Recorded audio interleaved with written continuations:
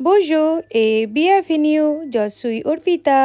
আশা করি তোমরা সবাই ভালো আছো আর আমরাও দুজনে এদিকে ভালোই রয়েছি। আর আজকে আমি নিয়ে চলে এসেছি আরও একটা নতুন ব্লগ। ছোট্ট করে আমাদের এই ইতালির ট্রিপে আজকে আমাদের চতুর্থ দিন। আর যেমনটা বলেছিলাম আগের ব্লগে যে আজকের দিন আমরা যেতে চলেছি পিসাতে। আর সেই জন্য আমরা কিন্তু এখন রওনাও দিয়ে দিয়েছি রোম থেকে পিসা যাওয়ার জন্যে। সত্যি বলতে কি আজ মনে হচ্ছে একটু দেরি করে ফেললাম রুম থেকে বেরোতে। আসলে সকালবেলা একটু ঘুম থেকে উঠতে দেরি হয়েছিল, তারপরে আবার ব্রেকফাস্ট করে চেক আউট করে বেরোতে একটু দেরি হয়ে গেল। সে যাই হোক, আশা করি গাড়ি নিয়ে যখন বেরিয়েছি সঠিক সময় মতো আমরা পিসাতে পৌঁছেই যাব। রোম থেকে পিসার দূরত্ব ওই মোটামুটি 350 কিলোমিটার। তবে রোমের যে হোটেলে আমরা ছিলাম সেখান থেকে আমাদের পিসার হোটেলের দূরত্ব 330 কিলোমিটার। আর সেখানে পৌঁছতে আমাদের গুগল ম্যাপসের মতে সময় লাগবে 3.5 ঘন্টা। বর্তমানে আমরা রয়েছি অটো রুটে, যেখানে আমাদের গাড়ির max limit 130 kilometre per hour. তার মানে খুব স্বাভাবিকভাবেই আমরা খুব চটজলদি পিসাতে পৌঁছে যেতে পারবো। ইতিমধ্যে আমরা কিন্তু আমাদের যাত্রাপথের 2 নম্বর টোল প্লাজাটা ক্রস করছি। সম্ভবত আরও আমরা 2টো টোল প্লাজা পাবো ওই হোটেলে পৌঁছানোর আগে অবধি। ইতিমধ্যে আমরা কিন্তু অনেকটা পথই পেরিয়ে এসেছি। আরও মোটামুটি 2 ঘন্টার মতো সময় লাগবে আমাদের পিসার হোটেলটাতে পৌঁছতে। তো তার মধ্যে আমি তোমাদেরকে আজকের প্ল্যানটা সম্পর্কে বলে দিই। যা বোঝা যাচ্ছে ওই দুপুর 2:30টার মধ্যে আমরা কিন্তু পিসাতে পৌঁছে যাব, মানে পিসার হোটেলে। আর সেখানে গিয়ে ব্যাগপত্র রেখে হোটেলটা একটু ঘুরে নেব। আর তারপরেই কিন্তু আমরা চলে যাব পিসার হ্যালোনোমিনার দেখতে। আর এই বিশ্ববিখ্যাত লিনিং টাওয়ারের টিকিট কিন্তু আমরা আগে থেকেই অনলাইনে কেটে রেখেছি। আর যেটার সময় রয়েছে 4:30, বিকেল 4:30। আর আজকে আমরা যে শুধু লিনিং টাওয়ারের ওপরে উঠব তেমনটাও নয়, এর সাথে করে রয়েছে সেখানে আরও অনেক কিছু। মানে সেই যে প্রেমিসেসটা রয়েছে সেখানে রয়েছে আরও 2টো ক্যাথিড্রাল, সাথে রয়েছে আরও অনেক দেখার জিনিস। আর আমরা কিন্তু যে টিকিটটা কেটেছি সেটা কিন্তু সব কিছু ইনক্লুডেড। আর আমাদের সেই টিকিটের কস্ট পড়েছিল 27 ইউরো পার পারসন। আমি অনেকের কাছেই শুনেছি যে তারা কখনোই ওই পিসার হ্যালোনোমিনারের ওপরে ওঠেনি, তারা শুধু বাইরে থেকে দেখেছে, আশপাশটা ঘুরেছে, ছবি তুলে চলে এসেছে। তবে আমার মতে এটা একটা অনেক বড় ভুল, কারণ এটা একটা অন্যরকম এক্সপিরিয়েন্স হবে। যেখানে আমি চোখের সামনে দেখতে পাচ্ছি একটা মিনার যেটা কিনা হেলে রয়েছে, মনে হচ্ছে এই বুঝি পড়ে যাবে। কখনো এরকমও মনে হতে পারে একটু যদি বেশি জোরে হাওয়া হয় বা কখনো ভূমিকম্প হয় বা এরকম কিছু যদি হয় তাহলেও পড়ে যেতে পারে। এরকম একটা মিনারে ওঠা, তাও আবার ছোট কয়েকটা সিঁড়ি দিয়ে ওঠা, আর উঠে সেই এক্সপিরিয়েন্সটা করা, একটু হেলে থাকবো, মনে হবে পড়ে যাব, এই যে একটা এক্সপিরিয়েন্সটা, এটা কিন্তু আমার মনে হয় অন্য কোথাও পাওয়া যাবে না। তাই এখানে যখন সুযোগ পাওয়া যাচ্ছে এই এত কষ্ট করে এত দূর যাওয়া, আর সেখানে গিয়ে যদি এটাই আমরা না দেখি তাহলে কিন্তু আমি বলবো এত দূর যাওয়াটাই বৃথা। আমি যা শুনেছি ওখানে প্রায় আধা ঘন্টা করে স্লট থাকে। তার মানে আগে যারা উপরে উঠেছে তারা যতক্ষণ না নিচে নেমে আসবে, পরবর্তী যারা স্লটে দাঁড়িয়ে রয়েছেন তাদেরকে উঠতে দেবে না। তার মানে এমন না যে শুধুমাত্র আমরা ওখানে আধা ঘন্টাই থাকতে পারবো, থাকতে আমরা অনেকক্ষণই পারবো, আধা ঘন্টা 1 ঘন্টা, কিন্তু খুব একটা বেশি সময় নেওয়া উচিত না। কারণ ওপরে যে জায়গাটা রয়েছে, উপরের থেকে যেখান থেকে খুব সুন্দর একটা ভিউ পাওয়া যায়, সেই জায়গাটা একটু ছোট। ওখানে যদি সবাই মিলে একজন গিয়ে শুধুমাত্র ঘন্টার পর ঘন্টা দাঁড়িয়েই থাকি তাহলে পরবর্তী যারা আসবে তাদের দেখতে অসুবিধা হবে, আর যেটা আমাদের কখনোই করা উচিত না। আমাদের সবার সাথে কোঅপারেট করা উচিত। তো সেই জন্যই আমি বলছি। গল্প করতে আমরা কিন্তু হোটেলে এসে পৌঁছে গেছি, আর এই দিকে চেক ইনও করে ফেলেছি। আর এখন সময় হয়ে গেছে ছোট্ট করে রুম ট্যুর দিয়ে দেওয়ার। এই রুমটা আমরা বুক করেছি মাত্র 1 দিনের জন্য, কারণ আজকে রাতটাই শুধু আমরা পিসাতে থাকবো। কাল সকালে কিন্তু চেক আউট করে আমরা বেরিয়ে পড়বো আমাদের বাড়ির উদ্দেশ্যে, মানে ফ্রান্সের উদ্দেশ্যে। আর এই দিকে এই রুমটা বুক করার পিছনে আমাদের 2টো কারণ আছে। একটা কারণ তো দেখতেই পাচ্ছ, রুমটা ভীষণ সুন্দর, আর সাথে করে সেটা হচ্ছে বাথরুমটা যে এত সুন্দর লাগছে যে কি বলবো, মনে হচ্ছে কি বাথরুমের ভেতরেই থেকে যাই। আরও একটা বিষয় রয়েছে এই রুমটার স্পেশালিটি, সেটা হচ্ছে এই রুমের সাথে রয়েছে একটা ছোট্ট ব্যালকনি, আর সাথে রয়েছে একটা বিশাল বড় লন, যেটা এখন আমি তোমাদেরকে দেখাচ্ছি না, তোমাদেরকে দেখাবো কালকে সকালে। কারণ এই মুহূর্তে আর ওই লনে গিয়ে ঘোরাঘুরি করার সময় নেই, কারণ আমাদের কিন্তু এখন চটপট বেরোতে হবে। আর এই যে আমরা এখন রেডি হয়ে গেছি, এখন আমরা চলে যাব হচ্ছে পিসার হেলানো মিনার দেখতে। চটপট করে হোটেলে চেক ইন করে পুরো একদম কমপ্লিট লুক নিয়ে নিয়েছি। চলো এবার দেখা হচ্ছে তোমাদের সাথে পিসার মিনারে। তো তার আগে আমাদের বাস ধরতে হবে, বাস ধরে কিন্তু আমাদের চলে যেতে হবে। এমনি এখান থেকে কিন্তু হাঁটা পথ না, তো এরপর বাস নেবো, তারপর কিন্তু চলে যাবো। চলো তারপরে রাস্তায় বেরোই, রুম থেকে বেরোই, তারপর কথা বলছি। এই যে আমরা গাড়িটাকে এখানে পুরো হোটেলের সামনে পার্ক করেছি, গাড়িটা নিয়ে যাব না, কারণ ওই যে বলেছিলাম না জেটিএল জোন, তো তার জন্য গাড়িটা নিয়ে যাচ্ছি না। গাড়িটা রেখে আমরা কিন্তু বাস ধরে চলে যাব। তো গাড়িতে ওই রুমের চাবিটা রেখে দিচ্ছি। এই যে এক্ষুনি আমি একটা টার্ম ইউজ করলাম জেটিএল জোন, এই কথাটার ইংলিশ অর্থ হচ্ছে লিমিটেড ট্রাফিক জোন। আর অবশ্যই ইটালিয়ান ভাষাতে কিন্তু এটা একটা ফুল ফর্ম রয়েছে, যেটা আমি মুখে উচ্চারণ করছি না, তবে স্ক্রিনে দিয়ে দিচ্ছি। তবে এটা বলতে পারি এই যে জেটিএল জোনটা কিন্তু আমরা শুধুমাত্র ইটালিতেই দেখতে পেয়েছি।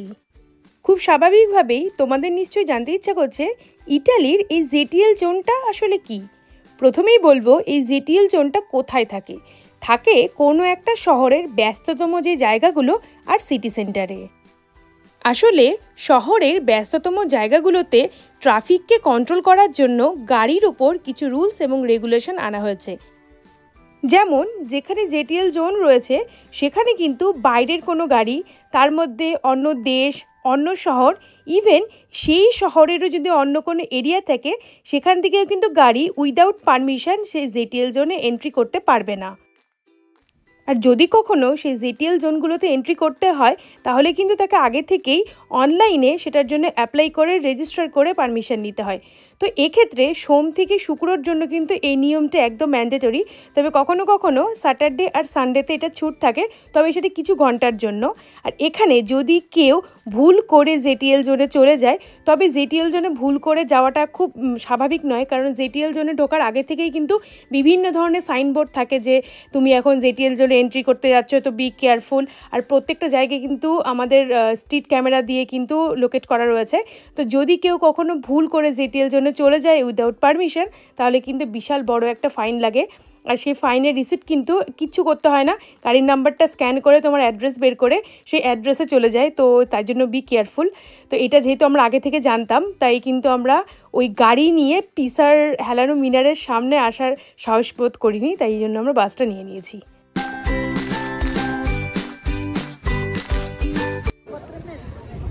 সো আমরা কিন্তু এখন পৌঁছে গেছি, আর দূর থেকে কিন্তু টাওয়ারটাকে দেখেও নিয়েছি। এবার হচ্ছে টাওয়ারের ওপরে ওঠার পালা।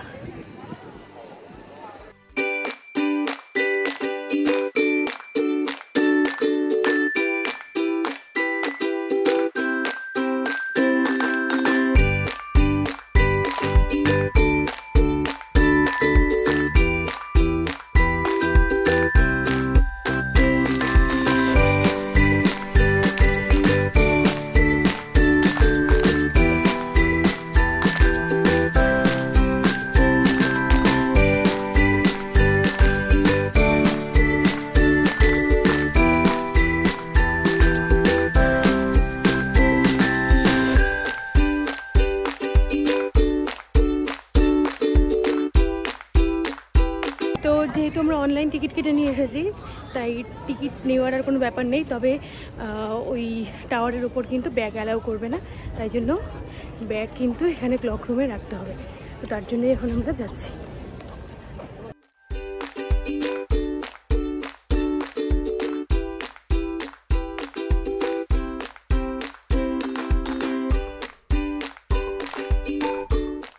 তো ব্যাগ রাখা হয়ে গেছে, আর এখন আমি লাইনে এসে দাঁড়িয়ে পড়েছি। এখানে ওই মোটামুটি স্লট থাকে, তো যারা আগে উপরে উঠেছে তারা আগে নামবে, তো তারপরে কিন্তু আমরা এন্ট্রি করতে পারবো। এর ফাঁকে এই যে পিসার লিনিং টাওয়ার, এর সম্পর্কে কিছু কথা তোমাদের জানিয়ে দিই। তোমরা যে এই যে টাওয়ারটা দেখছো, এটা কিন্তু একটা বেল টাওয়ার। এই প্রেমিসেসের মধ্যেই কিন্তু রয়েছে পিসা ক্যাথিড্রাল, আর সেই ক্যাথিড্রালের বেলটা কিন্তু রয়েছে এই টাওয়ারের ওপরে।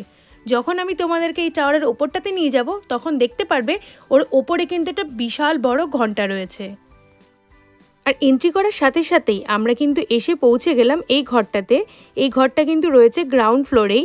আর এখানে এসে দেখতে পাচ্ছি এখানে কিন্তু অনেক যন্ত্রপাতি রয়েছে, অনেক ছবি টবি আঁকা রয়েছে, যেখানে বলা হয়েছে এই যে পিসার হেলানো মিনারটা সেটা কত ডিগ্রি এবং কিভাবে হেলে আছে। তো বলে রাখি, এই যে হেলানো মিনারটা সেটা কিন্তু 4 ডিগ্রি হেলে রয়েছে। দেখতে পাচ্ছ সামনে যে রডটা রয়েছে সেটা কিন্তু একটু হেলে রয়েছে, দেখেই বোঝা যাচ্ছে যে এটা কিছুটা টিল্ট হয়ে রয়েছে। তো এই সমস্ত এক্সপ্লেনেশন এই দেওয়ালের গায়ে, ছবিতে বা বিভিন্ন জায়গায় ছোট ছোট করে লেখা রয়েছে। তো সময় থাকলে তোমরা ওগুলো পড়ে নিতে পারো।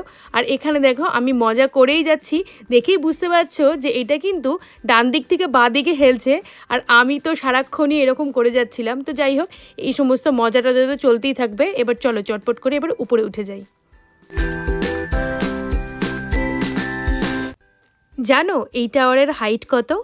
এই টাওয়ারের হাইট হচ্ছে প্রায় 56 মিটার।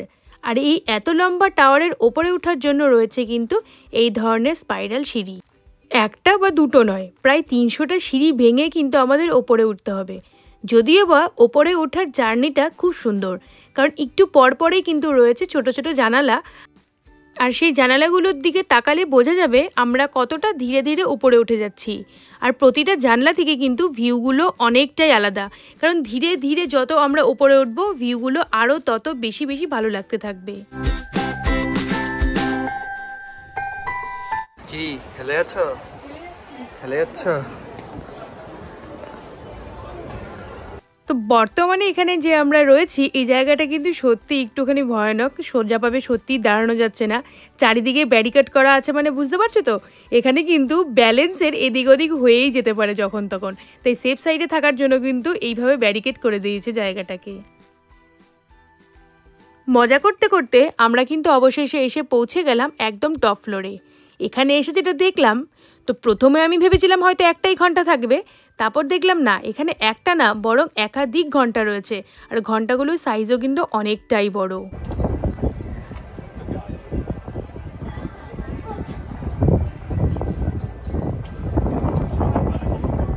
আর এখানে এসে ওপর থেকে যে ভিউটা দেখা যাচ্ছে সেটা কিন্তু অসাধারণ।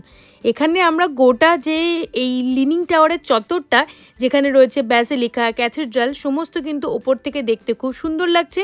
শুধু যে আমরা এইটুকু জায়গা দেখতে পাচ্ছি তাও নয়, বলতে গেলে বলা যায় যে আমরা গোটা পিসা শহরটাকেই কিন্তু এই যে টাওয়ারের উপর থেকে খুব সুন্দরভাবে দেখতে পাচ্ছি। আর এখান থেকে কিন্তু সামনে একটা স্টেডিয়াম দেখা যাচ্ছে যেখানে লেখা রয়েছে পিসা। আশা করি তোমরা সবাই দেখতে পাচ্ছ।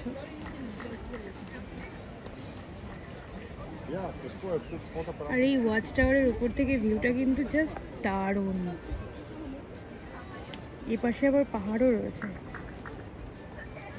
সত্যি বলতে কি, ওপরে এসে বুঝলাম আমরা কিন্তু এখান থেকে পুরো পিসা শহরটার 360 ডিগ্রি ভিউ পাচ্ছি। আর প্রতিটা ভিউই, প্রতিটা অ্যাঙ্গেল থেকে প্রতিটা ভিউই আলাদা এবং সুন্দর। এরই মধ্যে আমরা কিন্তু পিসা টাওয়ারটা থেকে নেমে পড়েছি। আর এরপরে আমাদের যেতে হবে পিসা ক্যাথিড্রালে। কিন্তু পরে মনে পড়লো আমরা তো লাঞ্চই করিনি। সকালবেলা সেই হোটেল থেকে ব্রেকফাস্ট করে বেরিয়েছি, তারপরে পেটে তেমন কিছু আর পড়েনি, খিদেও পেয়ে গেছে। তো বলে রাখি, এই যে চত্বরে রয়েছে কিন্তু অনেক রেস্টুরেন্ট, কিন্তু এখন যদি আমি সেখানে যাই তাহলে কিন্তু আমাদের ক্যাথিড্রালটা মিস হয়ে যাবে। তো তাই জন্য খুব চটজলদি যেটা হয় ওই স্যান্ডউইচ টাইপের কিছু, তা দেখলাম এখানে রয়েছে সাবওয়ে। তা আমরা সাবওয়েতে চলে এলাম। এখান থেকে দুটো সাব খেয়ে নিয়েই কিন্তু চলে যাব পিসা ক্যাথিড্রালে। তো এখন দেখছি আমরা ক্যাথিড্রালে যাই না, আমরা ইন করতে পারবো কিনা দেখি। 6টা পর্যন্ত তো সময়, এখন বাজে 5টা 50।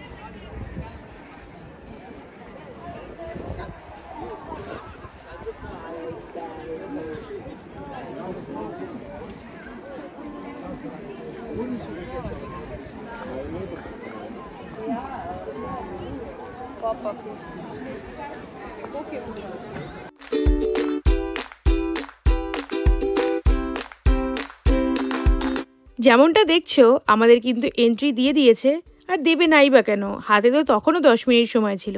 তো যাই হোক, আমরা কিন্তু ভেতরে ঢুকে গেছি। আর ভেতরে ঢুকে একদম মুগ্ধ হয়ে যাচ্ছি। ক্যাথিড্রালটা এত সুন্দর যে বলার ভাষা নেই। তোমাদেরকে এখন দেখাবো এই ক্যাথিড্রালের ভেতরটা, কিন্তু গল্প করব পিসা টাওয়ার সম্পর্কে। খুব স্বাভাবিকভাবেই আমার মতো তোমাদের মনেও এরকম প্রশ্ন আসছে যে কেন এই টাওয়ারটা হেলানো, আর হেলানো তো পড়ে যাচ্ছে না কেন, আর কেই বা এরকম হেলিয়ে টাওয়ারটাকে তৈরি করেছে। তো টাওয়ারটা কিন্তু মোটে এইভাবে তৈরি করা হয়নি, স্বাভাবিকভাবে যেমন করে কোনো স্ট্রাকচার তৈরি হয় তেমনভাবেই শুরু হয়েছিল।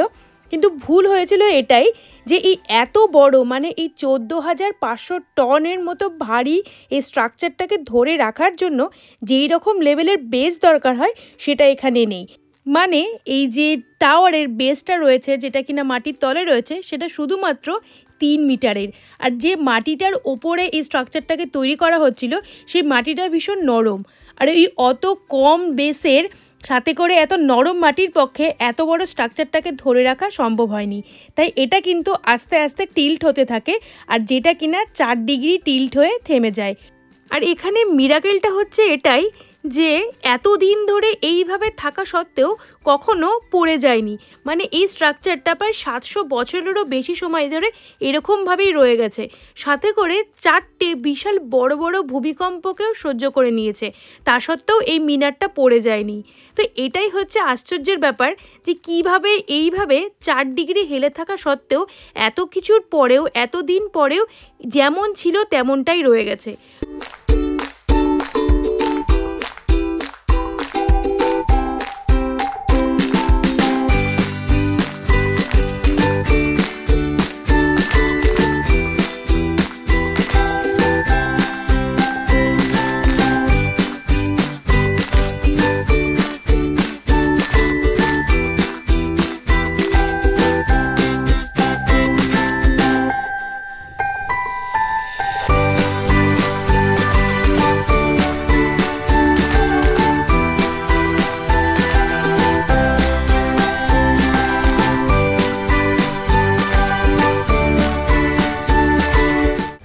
তো আমাদের পিৎজা ঘোরা মোটামুটি হয়ে গেল, মোটামুটি কি সবটাই হয়ে গেল।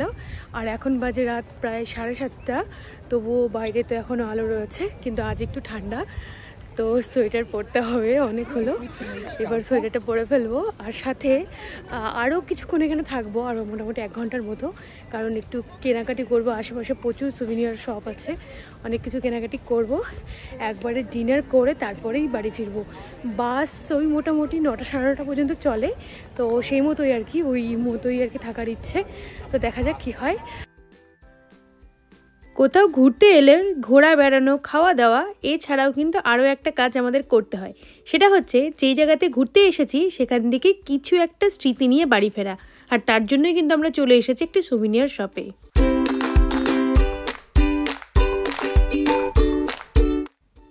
আর সেখান থেকে আমি কিন্তু আমার পছন্দ মতো একটা সুভিনিয়ার নিয়ে নিয়েছি। আর দেখে বলো তো এটা কেমন হয়েছে। দিন শেষে এখন হোটেলে ফেরার পালা, তো তার জন্য আমাদের নিতে হবে বাস। আর যার জন্য কিন্তু আমাদের অনেক দূর যেতে হবে না, এই যে প্রেমিসেসটা রয়েছে তার অপোজিটেই কিন্তু রয়েছে বাস স্ট্যান্ড। তো প্রথমে বাস স্ট্যান্ডে যাব, সেখান থেকে আগে টিকিট কাটবো। তো টিকিট কাটার জন্য যে কোনো বাস স্ট্যান্ডের পাশেই কিন্তু এরকম ব্লু কালারের অনেকগুলো বক্স থাকবে, যেখান থেকে আমরা টিকিট কালেক্ট করতে পারবো। তো সেখান থেকে টিকিট কেটে নিয়ে আমরা এখন বাসে কিন্তু উঠে পড়ছি। আর বাসে উঠেই সাথে সাথেই এই ইয়েলো মেশিনগুলো থেকে টিকিট ভ্যালিডেট করে নিতে হবে। আমি টিকিট কেটেছি অথচ ভ্যালিডেট করিনি, তাহলে টিকিট কাটার কোনো মানেই নেই। আমরা কিন্তু 20-25 মিনিটের মধ্যেই আমাদের গন্তব্যস্থলে পৌঁছে যাব। তবে আমরা কিন্তু আমাদের হোটেলের সামনে যে স্টপেজটা আছে সেখানে নামবো না, নেমে পড়বো আগের স্টপেজেই। কারণ সেখানে রয়েছে একটা খুব সুন্দর পিৎজার দোকান, আর সেখান থেকে কিন্তু পিৎজা নিয়ে চলে যাব আমাদের রুমে। এখানে আর বসে ডিনার করব না, সেই সকালবেলা বেরিয়েছি, জার্নি করে এসেছি, খুব টায়ার্ড হয়ে রয়েছি, তাই কিন্তু রুমে গিয়ে আমাদের ডিনারটা সেরে ফেলবো। ভাবতেই পারো হঠাৎ করে রাতের বেলা দিনের আলো, আসলে এটা পরের দিন সকালবেলা। আগের দিন রাতে কিন্তু চটপট করে ডিনার করে আমরা ঘুমিয়ে পড়েছিলাম, আর এই আজকের দিনটা এইভাবে শুরু করলাম। কাল যখন তোমাদের রুম ট্যুরটা দিচ্ছিলাম তখন কিন্তু বলেছিলাম এই যে লনটা রয়েছে সেটা কিন্তু আজকে দেখাবো, আর সেই জন্য আজকে তোমাদের এই লনে নিয়ে চলে এলাম। গোটা এরিয়াটা হচ্ছে মানে আমরা কিন্তু আজকের দিনে আরেকটা জায়গা আছে বেশ ভালো, তবে আজকে কিন্তু রোদ নেই, আজকে বেরিয়ে দিন, আজকে আমাদের বাড়ি ফেরার পালা। এখন আমরা এখানে কিছুক্ষণ সময় কাটাবো, তারপর এখান থেকে চলে যাবো হচ্ছে আমরা একটা সুপার মার্কেটে যাওয়া হচ্ছে বাজার করতে হবে, কারণ কাল তো একটু লেট করে ঘুম থেকে উঠবো। তো বেসিক্যালি সুপার মার্কেটে গিয়ে টুকটাক আর কি সবজি নিয়ে নেবো।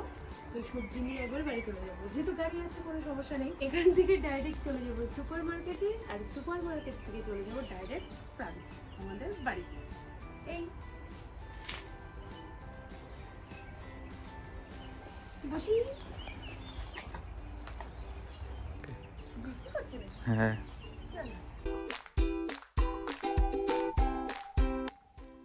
এই 5 দিনের ইটালি ভ্যাকেশনের আজ আমাদের শেষ দিন।